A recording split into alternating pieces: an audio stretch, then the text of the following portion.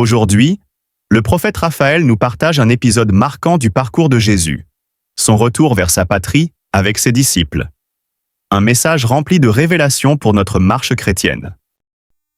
Praise the Lord. Nous allons prier dans le nom de Jésus-Christ. Dans le livre de Marc, chapitre 6, le verset 1er, Jésus partit de là et se rendit dans sa patrie. Ses disciples le suivirent. Quand le sabbat fut venu, il se mit à enseigner dans la synagogue. Beaucoup de gens qui l'entendaient étaient étonnés et disaient: d'où lui viennent ces choses? Quelle est cette sagesse qui lui a été donnée? Et comment de tels miracles se font-ils par ses mains? Alors cela veut dire que Jésus là, dans les évangiles, Jésus dépend sur l'écriture d'un prophète. Dans les livres des apôtres 3, le verset, c'est en accord avec la vocation du prophète dans l'Ancien Testament. Alors, les caractéristiques suivantes identifiées comme étant un prophète, c'est un homme de l'esprit et de la parole. Il vivait dans une communion intime avec Dieu. Alors, il a fait des prédications, il a accompli des actions symboliques qui ont démontré à quel point l'honneur de Dieu était important pour lui.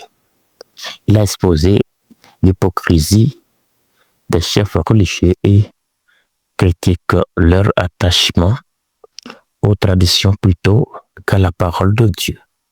Il a partagé le fardeau et la souffrance de Dieu à cause de l'état de perdition de ceux qui refusent de se repentir.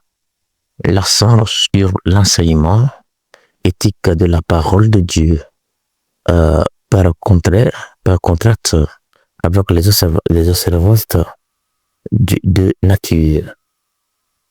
Eh bien, les natures cérémoniales, il a proclamé l'imminence du règle et du jugement de Dieu. Il a prêché la repentance et appelé les gens à se détourner du péché et du monde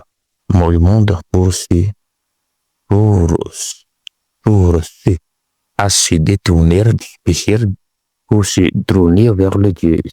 Dans Matthieu 4:17. Alors, leur incrédulité, tout comme après empêcher Jésus d'accomplir des miracles dans sa propre ville, l'incrédulité demeure une entrave à la manifestation de la puissance au sein de l'évangile de l'Église.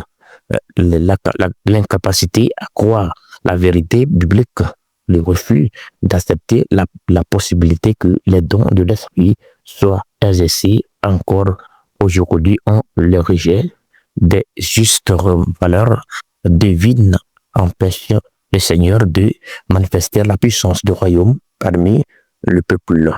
Les croyants doivent continuellement avoir de la parole et prier à ces termes augmente-nous la foi. Dans Luc 17:5. Je l'avais dit que ce soir, le Seigneur va nous augmenter la foi. Il va faire en sorte que les gens qui nous méprisent aujourd'hui, la gloire de Dieu va se manifester pour que les portes fermées s'ouvrent au nom de Jésus-Christ. Les gens seront bénis, localisés par le Saint-Esprit de Dieu.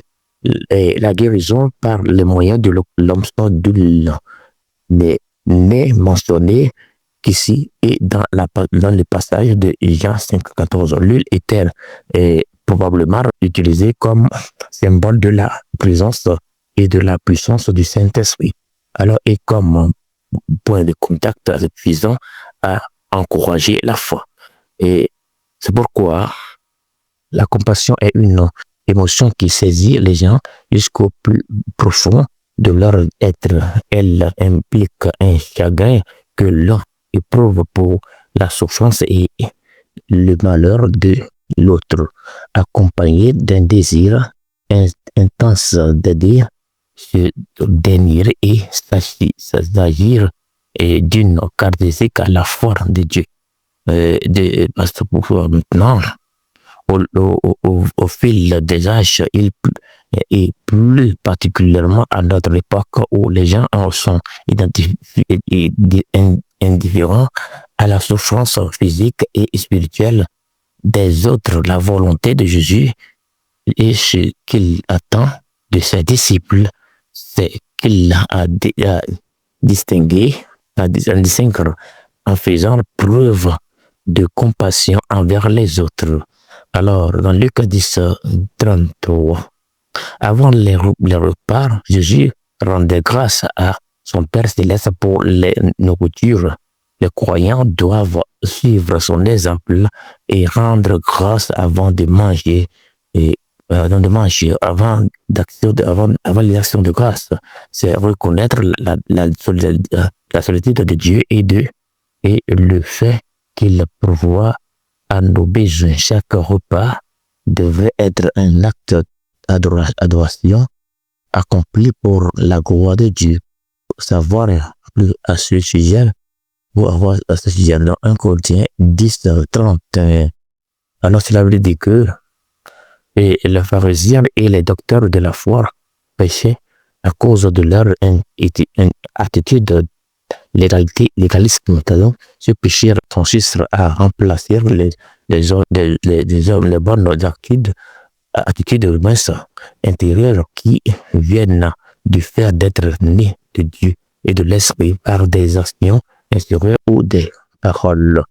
Alors, cela veut dire que les légalistes honorent Dieu avec leurs œuvres, tandis que le cœur est éloigné de lui.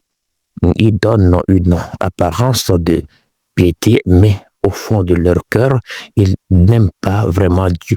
Le légalisme ne fait pas illusion à l'insistance de loi ou de faveur, mais au sein de la communauté chrétienne qui est plutôt liée aux motivations, c'est-à-dire les bases sur lesquelles les chrétiens considèrent la volonté de Dieu et telle qu'elle est exprimée dans la parole. Alors je dis que la parole va nous changer, ce sera du salement dans le puissant nom de Jésus-Christ. Amen. Que cette parole vous édifie profondément. Abonnez-vous pour recevoir d'autres messages de vie et de transformation.